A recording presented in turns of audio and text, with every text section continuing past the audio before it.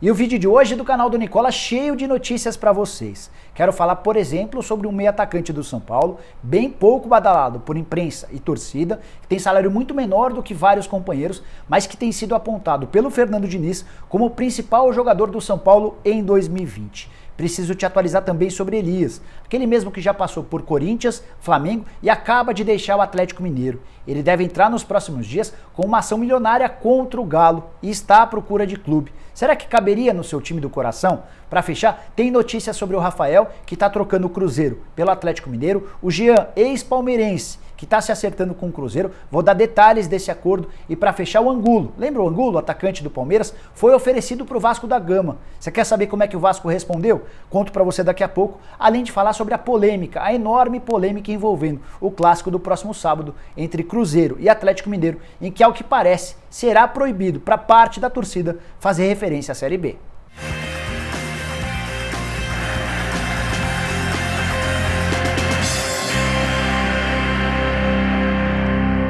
Fala aí pessoal, sou o Jorge Nicola, bem-vindo a mais um vídeo do canal. E antes de começar a falar sobre tanto assunto legal, quero fazer 3 rápidos pedidos. Primeiro, para você se inscrever no canal do Nicola, só apertar esse botãozinho vermelho de inscreva-se que aparece por aqui. Aproveita e aperta o sininho para ser notificado toda vez que eu fizer vídeo novo ou live. E por último, me segue lá no Instagram, no @JorgeNicola. Tô sempre postando os vídeos que eu faço aqui lá na minha conta do Instagram. Bom, quero começar esse vídeo falando sobre a polêmica que marcou a terça-feira, tudo porque a Polícia Militar de Minas Gerais proibiu que os torcedores do Atlético tirem sarro em relação aos cruzeirenses no clássico do próximo sábado em relação à Série B do Campeonato Brasileiro. Os atleticanos, óbvio, estavam se preparando para fazer uma série de cartazes, faixas e tudo mais que você possa imaginar para saudar o rival em relação à queda para a segunda divisão.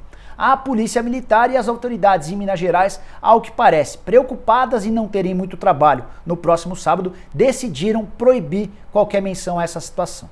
A repercussão em relação a essa história foi tão grande que a polícia logo depois já saiu em defesa para dizer que não era bem isso, que o único veto vai ser relacionado aos torcedores organizados, ou seja, os torcedores comuns poderiam, por exemplo, usar camisas com a letra da Série B. De qualquer maneira, é uma punição ou uma proibição das mais absurdas da história do futebol. Não estamos falando de ato de racismo, xenofobia, homofobia ou qualquer outra coisa do tipo. Trata-se de uma provocação dentro do campo, dentro das 4 linhas, algo extremamente comum dentro do futebol.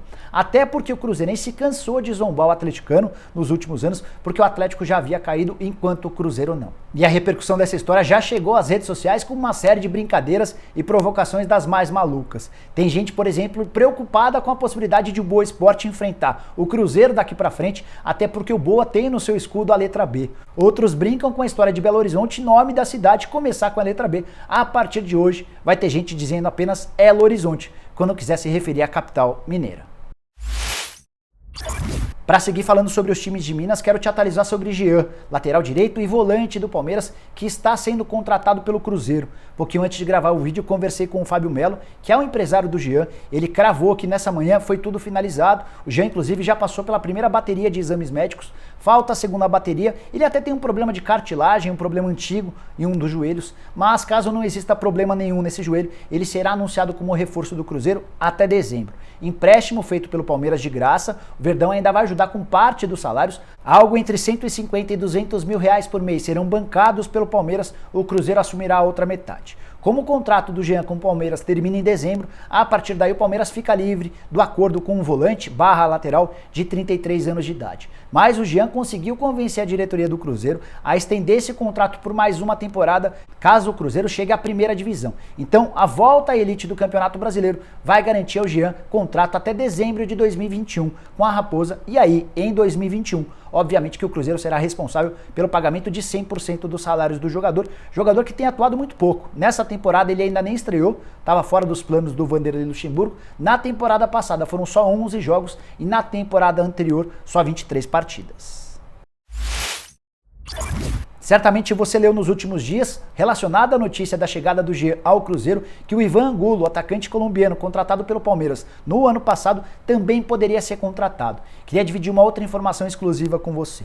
uma pessoa ligada ao Angulo ofereceu recentemente ao Vasco da Gama. A ideia é que o Vasco o pegasse por empréstimo de graça até dezembro, assumindo 100% dos salários. Tudo porque o Angulo preferiria continuar na primeira divisão do que jogar na segunda divisão do Campeonato Brasileiro. O grande problema é que o Vasco até pensa na possibilidade de contratar atacantes de velocidade pelo lado do campo, mas entende que esse jogador, que esse reforço precisa ser um pouco mais maduro, um pouco mais veterano, mais experiente, até porque o Vasco está cheio de garotos para atuar pelo lado do campo, formados na categoria de base do próprio clube.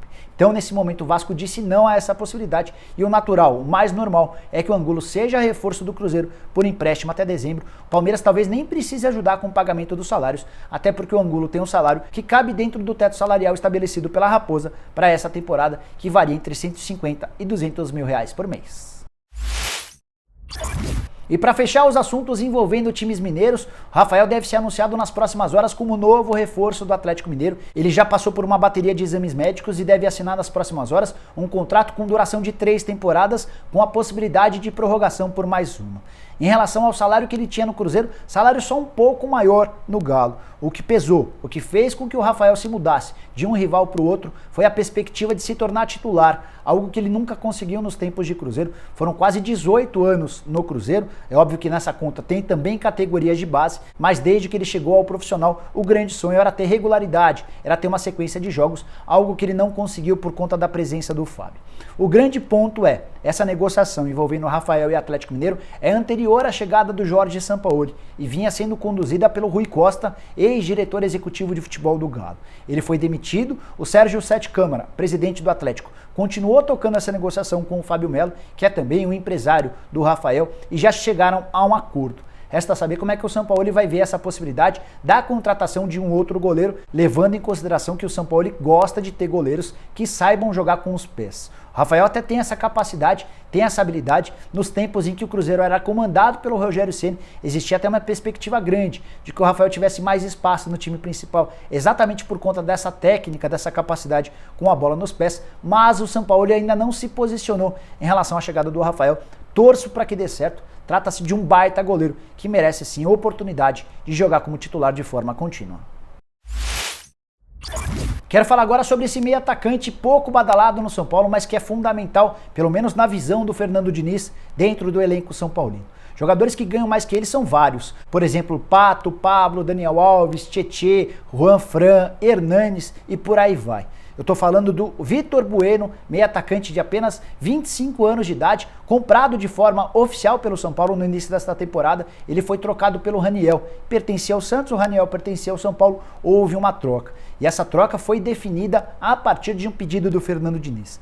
Fernando Diniz tem dito, tem assegurado para as pessoas mais próximas que o Vitor Bueno é o seu jogador mais importante. No dia em que ele está bem, no dia em que ele entra legal em campo, a chance de o São Paulo vencer é muito maior do que o contrário. Vitor Bueno, que nem era titular na temporada passada, oscilou bastante, mas nos 11 jogos finais do Campeonato Brasileiro assumiu a titularidade e nunca mais foi reserva. Foram 11 jogos no ano passado e mais 8. Os 8 desse ano, todos tendo o Vitor Bueno como titular absoluto. E o Fernando Diniz, para quem perguntar, sempre vai afirmar que adora o estilo de jogo do Vitor Bueno, cara muito comprometido no momento sem bola, de enorme capacidade ofensiva, é criativo, precisa, bem verdade, melhorar a finalização nessas 8 partidas disputadas no ano de 2020, ainda nenhum gol marcado. Mas ele, de acordo com o próprio treinador são paulino, tem a cara desse novo São Paulo e certamente vai ter ainda mais espaço daqui para frente. Você, torcedor são paulino, fique de olho em Vitor Bueno. A expectativa do Fernando Diniz é de que esse cara se torne jogador de nível mundial.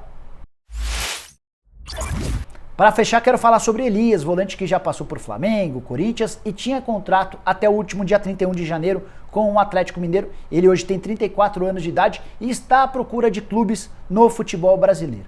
Desde que acabou seu contrato com o Galo, ele já recebeu 3 propostas de times brasileiros. 2 da primeira divisão e 1 da segunda, os nomes não foram revelados. A única coisa que eu consegui apurar com o pai do Elias, o seu Eliseu, que é quem cuida da carreira do filho, foi que um desses interessados era um time do Rio de Janeiro, mas o Elias acabou não se empolgando com o projeto apresentado. Enquanto ele não se acerta com ninguém, mantém a forma física no Rio de Janeiro, ao lado da família. É importante contar também que o Elias recentemente recebeu sondagens de um time do Japão e da Arábia Saudita, mas também preferiu continuar de férias forçadas, enquanto não aparece um grande projeto. São 2 informações importantes a partir de agora.